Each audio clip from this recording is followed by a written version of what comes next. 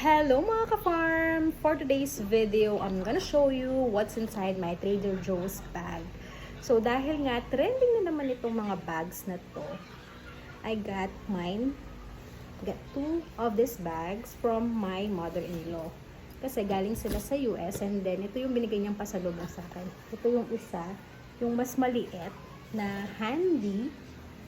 Tapos ito namang isa is yung tote bag na malaki. So, ito. Magmula nung binigay niya sa akin to, lagi ko na siyang ginagamit as in daily na. So, ngayon, papakita ko sa inyo kung ano yung laman nito.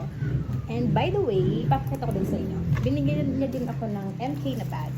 Sling bag. So, ayan. Super lucky. Diba? Dami niyang binigay na pasalubong sa akin. Tsaka a pair of Old Navy slippers from my mother-in-law. Ayan. So, ito yung dala-dala ko kapag pupunta ng grocery, pupunta sa bahay ng in-laws ko, or dun sa car wash. Ayan. So, itong notebook ko from my lola naman itong notebook na to. So, kasi dito naglilista ko ng mga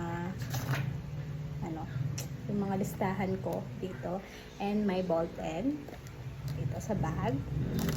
Tapos, super daming malalagay dito, as in, very useful talaga siya. Pang everyday use talaga. May wallet. Yan, wallet. Tapos, my coin purse. Meron din, syempre, pag sumakit yung ulo, gamot. And then, my blotting paper, all blotting paper. Wipes. Hindi mawawala yung wipes or tissue sa bag. Yan. And then, ponytail. And itong alcohol.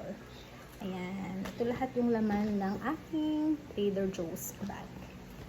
Sobrang gandang gamitin kasi napaka-useful.